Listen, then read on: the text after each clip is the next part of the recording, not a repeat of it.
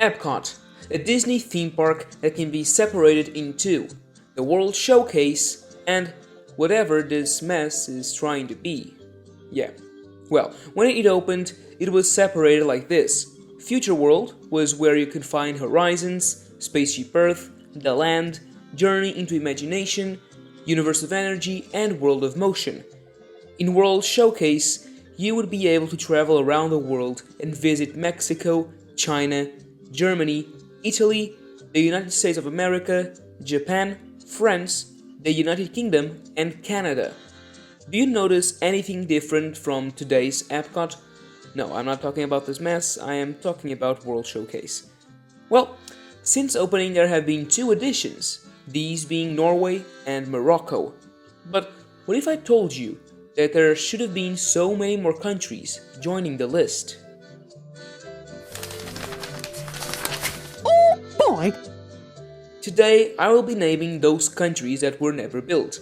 Before I begin, if you enjoyed the video, please consider subscribing, as that would really help the channel to reach the goal of 1,000 subscribers. Now, let's hop in the magic carpet and explore World Showcase expansions that never came to be. There are a lot of rumored countries, but today I will only explore those who were announced or have concept arts by Disney but never made it past the planning phase, starting with Israel. The Israel Pavilion would open in 1983 as part of the Phase 2 of the World Showcase. Since opening day, guests could see billboards promoting the upcoming countries, so this one was even announced. The entrance was designed after Jerusalem's Lion's Gate, with an area to the right leading to the street of modern Israel. It would also feature an open-air restaurant. The main feature, though, was a theater attraction in a recreation of King Solomon's palace, based on descriptions found within the Bible. It would have cost the Middle Eastern country between $30 to $50 million to build, but it was cancelled by Disney in light of political turmoil and due to fears of possible security issues. Many senior Disney company officials reportedly believed that it could turn Epcot into a possible target for terrorism. Moving on to possibly the biggest one on the list, Equatorial Africa. This one, along with Israel, was planned for Phase 2.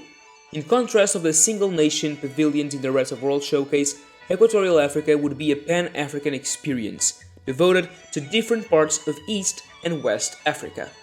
One of the village's central landmarks would be a large treehouse that guests could climb to view a diorama of a busy watering hole on the savanna populated by numerous animals. The central part of the village, the heritage area, would be a cultural demonstration space featuring performers from different nations. Additionally, an exhibit of African art could be found here. There would have been two shows, The Heartbeat of Africa, which would tell the story of Equatorial Africa through music, and Africa Rediscovered, which would explore Africa's natural and cultural history. The pavilion never came to fruition because of Epcot's sponsorship model, this being that countries are the ones that pay for most of the actual construction.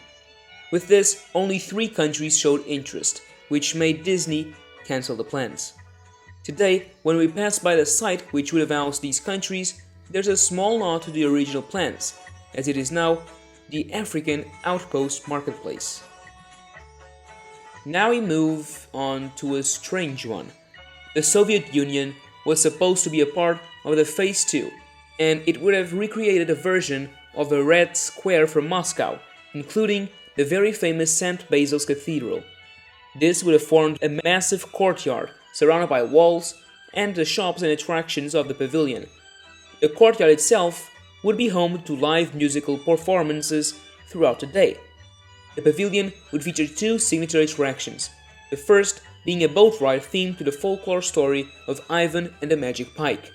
The other was a massive show called Russia, the Bells of Change, that would have combined animatronics with live elements. The animatronic part could be compared with the American Adventure in terms of scale. The land was fully designed and ready to be built, but due to the gradual collapse of the Soviet Union, it never came to fruition.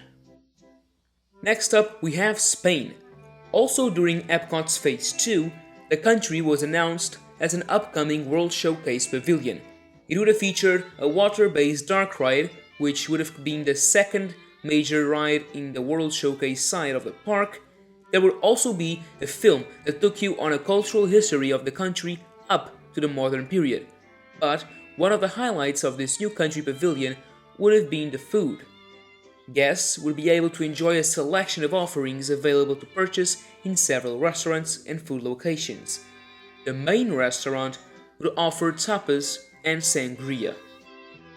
Costa Rica was one of the earliest proposed pavilions. It would have featured two mixed environments, with the scale model featuring an open-air market, which would have a quick-service restaurant, and be decorated in Spanish colonial-style architecture, and a crystal greenhouse containing rainforest vegetation, waterfalls, exotic birds, and a tropical beach, representing the natural beauty of the nation. It would not have a ride or a film, but focus on the greenhouse. Imagineers were unable to secure a sponsor, so the project was cancelled. Venezuela was considered for Epcot. The design was planned to be split in two sections. One half would have been modern themed, featuring the restaurants and shops, while the other would feature the natural wonder and cultural history from both before and after being a European colony. The second section of the pavilion would feature the ride, a suspended dark ride to be more exact. This would be themed as a skyliner that would take you on a journey through the past of Venezuela. This would make it the first South American country to be featured around the lagoon, but negotiations fell through with the government. The proposed Denmark pavilion would take the form of a miniaturized version of Tivoli Gardens, the classic amusement park that was one of the bigger sources of inspiration for Walt Disney when he was developing Disneyland. In addition to some classic amusement park rides, the main attraction would have been a boat ride that would sail past Lego miniature landmarks, similar from what you can expect in Legoland. It was dropped when Disney and Lego failed to reach a deal. Next up is United Arab Emirates. The early concept was made in the late 1970s, and it didn't include a lot of details. Inside the pavilion, a Bedouin desert encampment would await guests.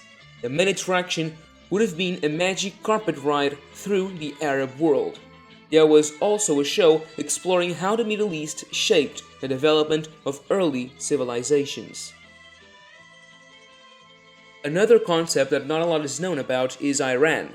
This one dates even farther than most of the ones in this list, because it was intended to be featured before Epcot opened.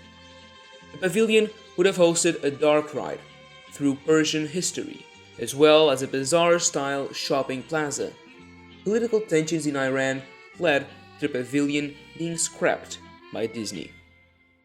Now, going over to the last and personal favorite one, Switzerland. This one made it far enough to have many pieces of concept art created, and all the attractions and shops were already in late stages of development.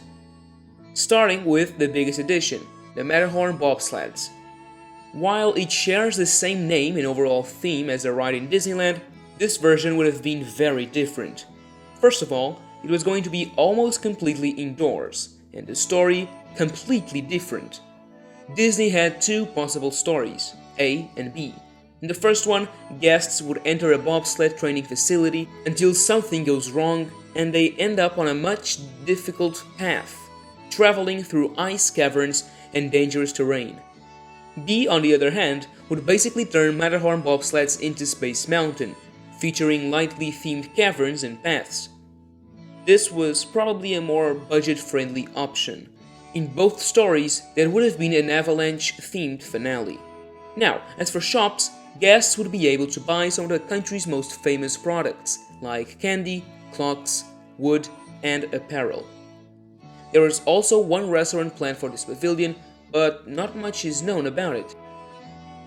The project was cancelled because apparently Disney could not get the necessary funding from the government, which prevented construction from ever starting. What country would you like to see represented in the World Showcase? Let me know down below so we can have a chat. That's all for today's video. If you enjoyed the video, make sure to leave a like and consider subscribing, as it really helps the channel a lot.